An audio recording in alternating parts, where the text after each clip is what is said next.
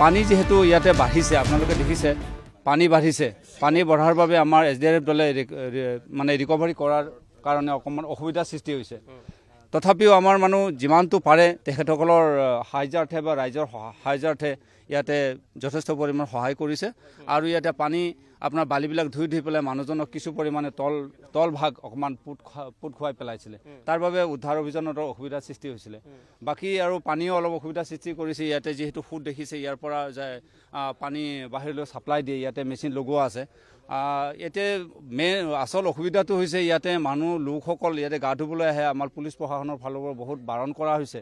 তেখেতসকলে কোনো ধৰণৰ আজ্ঞা পালন নকৰে তেখেতৰ নিজৰ জানৰ কাৰণে আজ্ঞাটো পালন কৰাটো ভাল বুলি ভাবো আৰু যেহেতু কেইদিনমান আগতে এইখিনি স্থানতেই আমি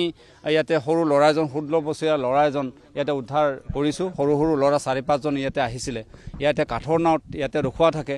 কাঠৰ নাওবিলাকৰ কিছুমান অসুবিধাৰ সৃষ্টি কৰে কি ইয়াতে বান্ধি পেলাই তেখেতসকলে গুচি যায় আৰু সেই নাওকেইখনত তেখেতসকলে মানুহ নথকা সুযোগ লৈ পেলাই 4-5 জন ল'ৰা আহি ইয়াতে গা ধুৱে নাওখন তালৈকে লৈ যায় আমি যোৱাবাৰ দেখিছো ইয়াতে সেই ল'ৰাজনে আহি খোজকাঢ়ি সেইবিলাকৰ পৰা পৰি গৈছে আৰু আমি SDRF দল গুৱাহাটী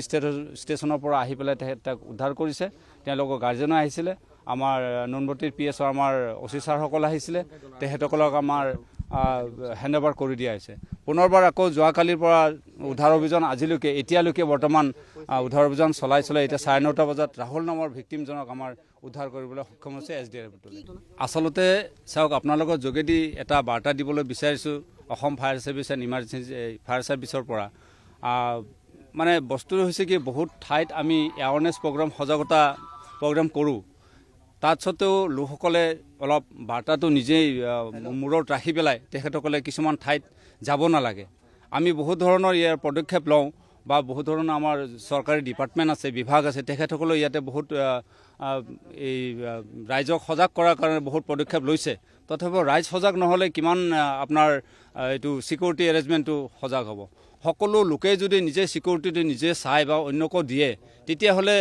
বহুত ধৰণৰ কিছুমান অসুবিধাৰ পৰা বাচি থাকিব পাৰে অকল ধৰক এইখিনি স্থানেই নহয় বহুত স্থান আছে তেনেকুৱা ধৰণৰ ঠাইতো বহুত ঘটনা হয় প্ৰতি জায়গাতে প্ৰশাসন ব্যস্ত হৈ থাকিবলগীয়া হয় জনসাধাৰণটো বহুত আকৌ বিপদত পৰিব আৰু বহুত ধৰণৰ মই দেখিছোঁ ইয়াতে ৰেস্কিউ ইয়াতে যাওঁ সেইটো পাৰত যাওঁ লগতে আমাৰ বহুত স্থানতে এনেকুৱা ধৰণৰ অসুবিধাৰ সৃষ্টি হয় লোকসকলক বহুতবাৰ কওঁ কিন্তু কথা নামানে আমাৰ পৰা অনুৰোধ আপোনালোকৰ দ্বাৰা বাৰ্তা দিব বিচাৰিছোঁ যে ৰাইজসকলক অনুৰোধ কৰিছোঁ যে আপোনালোকে এনেকুৱা স্থানত গা ধুবলৈ নাহিব সাঁতুৰিব নাহিব আৰু লগতে অন্যৰ টুলুঙা নাও বা কাঠৰ নাওত উঠি পেলাই আপোনালোকে ব্যৱহাৰ কৰি মাছ